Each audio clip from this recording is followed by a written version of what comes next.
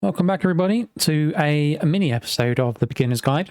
This is just a quick episode to go over the basics of infinite water source, which is actually really important to know, even though it's a very basic concept. One thing to note is it doesn't work with lava. I found this out the hard way, and I spent a little while researching online as to why it wasn't working, until I found out that it just doesn't work. So, don't do it with lava. So the way you get an infinite water source is by having a block fill in with water from two other sides. So by having one block there, this middle source now becomes an infinite water source. So I can take from that water all I like, and because the two sides are flowing into it, it keeps it infinite. If I take from this side, because there's only one block flowing into it, it is not infinite. You can do this kind of any way you like. You can have them in any kind of shape you like, as long as... So we have one there, as long as one block is receiving water from two sides. So by doing this as well, it makes this one infinite. As you can see, we're still picking it up. But again, from the ends here, it doesn't work. My personal favorite way of doing these is to have a 2x2. You have a four square there. And you put one in one corner, and you put one in the opposite corner. And this basically means that all four sides now infinite, and that's because this side is getting it from there and there, this corner is getting it from there and there, this corner from there and there, and so on. So basically that means if you're in a rush or if you're in a hurry and you just want to, you're over here building something, you want to come over here and grab it and run away again, you don't have to be careful about which one you're grabbing. So over here, I grab this one, go back, you've broken it, and that could be an issue. So this is one I tend to recommend, the 2x2, putting water in opposite corners. One other tip I recommend is that if you break plain ice, you also get a water source. This is not an infinite water source, but if you were to take a couple of blocks of ice, then you can make one wherever you are. And the reason that is so good is because although you can stack empty buckets, you cannot stack full buckets, which means you've only got so much room to take so many with you. Of course, you'd only want to take 2 buckets because with that you can make infinite water anyway. But if you have a build chest somewhere, you can take a stack of ice with you and you can punch that to get your water sources. The other time I would recommend using ice over water buckets is when you're trying to do an item movement system. So by putting ice down there and punching it, you get the water stream, which will push items along. As you can see, they're all pushing those down. When you get to this point, you kind of want to do that. And if you're down here and you've only got the one water bucket, well, there's no water source here for you to pick up the next water source from. There's no way to refill your bucket. However, if you bring a stack of ice, you can just keep going all you like.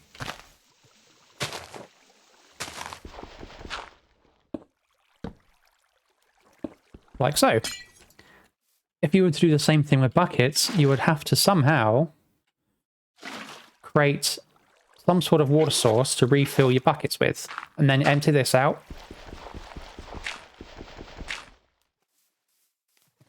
And go like so. So again, put that down, then that one down, put that one down, refill your buckets from the one in the middle, being the one that takes the two sides from. Putting the dirts down to kill the water source, and so on. So as you can see, it's much more fiddly like this. It's just much quicker to use ice. Always take some ice with you. Always carry a stack of ice. Okay, so we've got a few tanks here for kind of real world demonstrations of what you may want to do. So what we have here is we have a bit of a tank, and we'll go into these two in a minute. And the quickest way to fill in a big area like this is you may think you may need to get loads of ice and throw it all down and whatever else and so on. But we can use the same mechanics to fill this in. So if we start in the corner, and you should always start in the corners, whether you're using buckets or ice, just always go into corners. So we kind of just do the same thing we did before. In fact, I'm going to stand up here just to make it easier. So we've got one in the corner, we go one, we put one down, and then we can use the middle one, because now this is an infinite supply, to refill. So we've got one here, we miss one, we put one down, and so on. And we can do this all the way across. So what we're doing is we're using the infinite water supply created in the middle to refill our buckets the whole way down. So what you can do now is we can use the same mechanic going down the other side, but because then this block is receiving water from here and here, this also becomes an infinite water supply.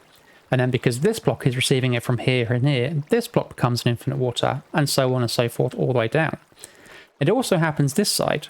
Because this block is getting one from here and here, this becomes infinite. Because this is getting one from here and here, this has become infinite, and so all the way down. And it happens on every row in the diagonal right down to the opposite corner. So I will try and do the same thing to show you. So if I take this middle one, because this is an infinite water supply, and I put it here, this becomes an infinite water supply because it's receiving one from here and from here. So if I do this, we'll look up and we'll see the whole thing go to still water. See how it worked all the way down there? And then we kind of do the same thing on this side. So again, we skip one. And you can see each time I place it, the infinite water supply goes all the way down.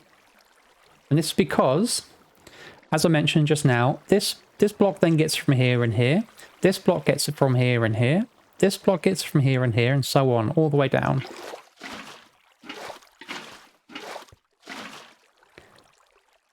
So now we have an entire block full of water just using the mechanics of the infinite water supply. So what we're going to do with these two tanks, we're going to demonstrate how we can do some kind of deeper, larger scale ponds, reservoirs, whatever you want to do. So there's quite an important thing to note about ice. If you break ice, there must be something below it for it to turn into water. So if I break that now, it disappears. Put something below it, break it, it becomes water. The other thing to note is that putting the water next to each other like this doesn't work the same way when there's a bit of a drop. Basically, water will flow the shortest route on its way down.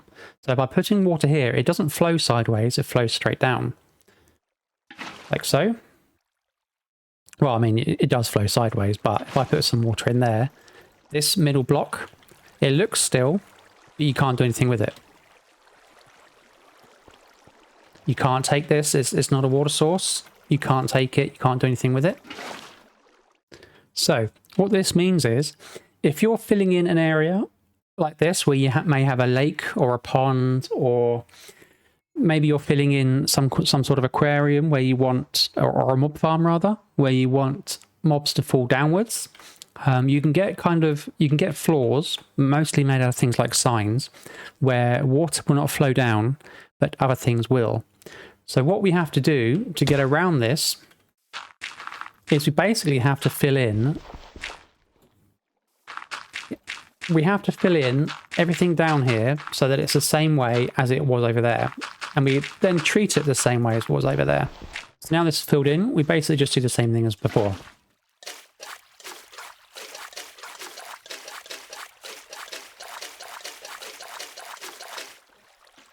So now we have this top layer here. As you can see, it's all still water. It's not moving, it's not flowing anywhere. So then all we have to do is take out the dirt from underneath it. Right, so now we've taken all the dirt beneath it. And as you can see, this is from the top, it looks like it's completely filled in. If we go down, it looks like it's completely filled in. But if we look at the screen here on the right-hand side, we have targeted fluid is flowing water. And you can see it's falling, it's true. It's because, and I'm going to drown here, is because the water source is on the top level and it's just flowing downwards.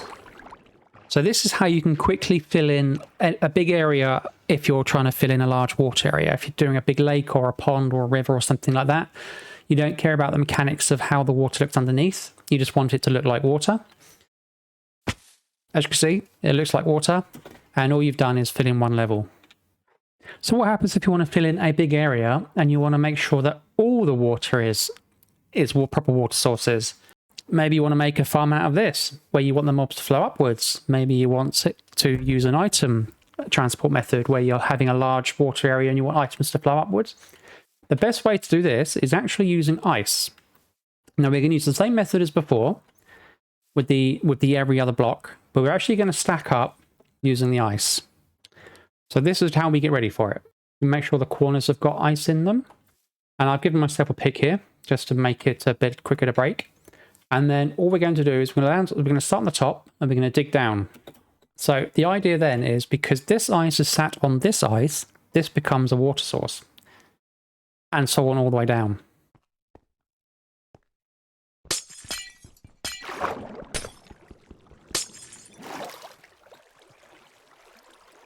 Like so. Now what you may think will happen is the same thing that happened over there, where if we're breaking at the top level, this is not going to become a water source here, because this one is just going to go straight down. However, because these are all water sources, what we saw over there, where it works its way across, also works its way up. So we go down.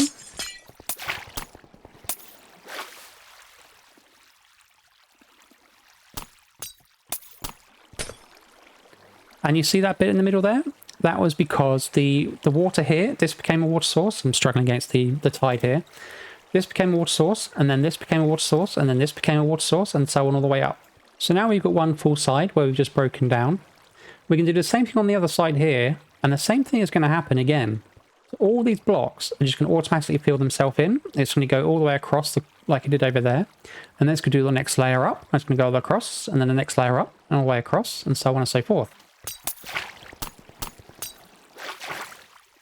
I'm actually just going to turn on the replay mod here just to help see this, because while I'm digging down, you don't really see the water going across. So here we go again.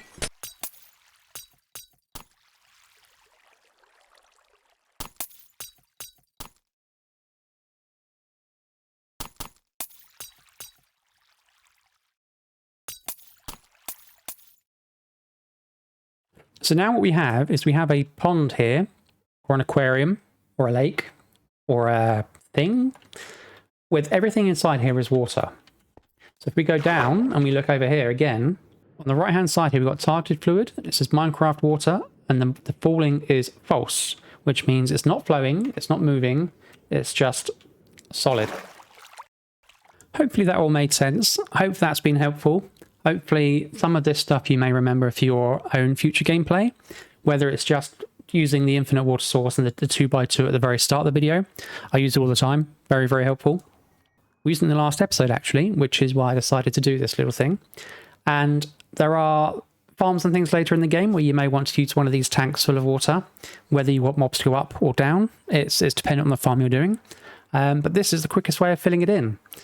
So if you like the video, please let me know. Any comments below, please let me know. And I shall see you in the next one. Cheers then. Bye-bye.